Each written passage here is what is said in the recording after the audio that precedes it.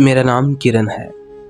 आज की कहानी हर उस बहन और उस बेटी के लिए है जो बाहर काम करने या पढ़ने के लिए जाती हैं। मेरी आप सबसे दरख्वास्त है कि इस कहानी को बड़े गौर से सुनिएगा। ये कहानी आपकी ज़िंदगी में एक नया मोड़ लाएगी। ये बात तब की है जब मैं 10th क्लास में पढ़ा करती थी। मेरा स्कूल घर से कुछ ही दूरी पर था, तो मैं पैदल ही स्कूल जाया करती थी। लेकिन एक मसला था, जहाँ से मैं गुजरकर स्कूल जाती और वापस घर आती थी, उस रास्ते में एक चौक भी था। उस चौक में अक्सर लड़के खड़े रहते थे जो बहुत बुरी नज़रों से देखते थे, बस एक को छोड़कर।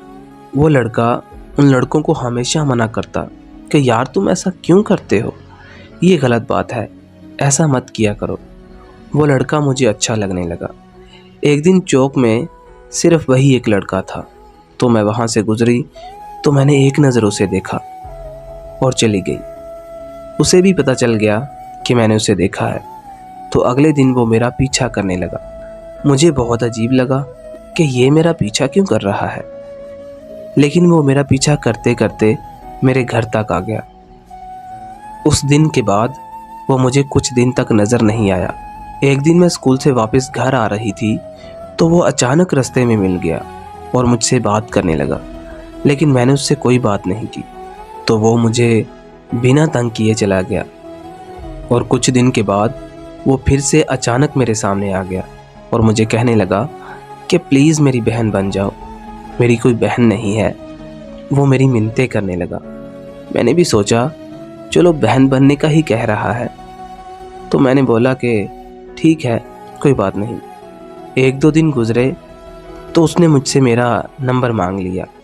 मैंने भी भाई समझकर दे दिया। उसने मुझे मैसेज किया और हमारी बात होने लगी। हम भाई बहन की तरह काफ़ी बातें करते, बहुत हंसी मजाक करते। इस तरह कुछ दिन बहुत अच्छे से गुजरे। मैं उसे अपनी हर बात बताने लगी और वो भी मुझे अपनी हर बात बताता था।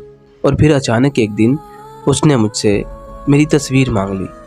मैं बहुत हैरान हुई, लेकिन फिर मैंने सोचा कि ये तो मेरा भाई है, तो भाई समझकर मैंने उसे 2-3 तस्वीरें सेंड कर दी।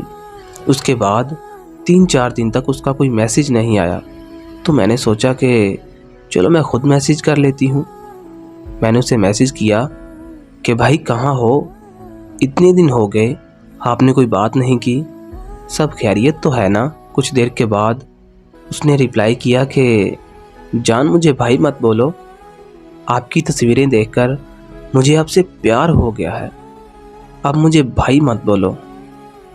मैं उसकी ये बात सुन के बहुत हैरान हो गई, तो मैंने बोला कि भाई ऐसा मजाक मत करो, मुझे ऐसा मजाक नहीं पसंद।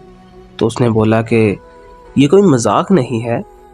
मैंने बोला कि पागल हो गए हो, ये किस तरह की बातें कर रहे हो तुम। ऐसा बोल के मैंने फ़ोन बंद कर दिया और बहुत परेशान हो गई कि ये मैंने क्या कर दिया।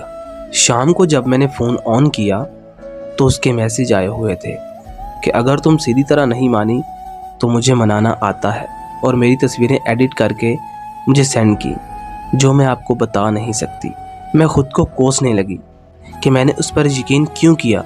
वो कितना धोखेबाज निकला, किस तरह उसने मुझे अपने जाल में फंसाया और फंसाकर मुझसे तस्वीरें ली और अब मुझे ब्लैकमेल कर रहा है। मैं ज़ोर ज़ोर से रो रही थी, तो अचानक मेरे भाई ने मुझे रोता देख लिया और पूछा कि बहन क्या हुआ, तुम रो क्यों रही हो। तो मैंने सारी बात अपने भाई को बता दी। तो भाई ने बोला कि बहन तुम परेशान ना हो, मैं देखता हूँ उसे। तो उस दिन के बाद उसकी ना तो कोई कॉल आई और ना ही कोई मैसेज। तो दोस्तों, ऐसे लोगों से हमेशा दूर रहें, लेकिन अगर अनजाने में कोई ऐसी गलती हो भी जाए तो अपने घर वालों को ज़रूर बताएं, इससे पहले कि बहुत देर हो जाए।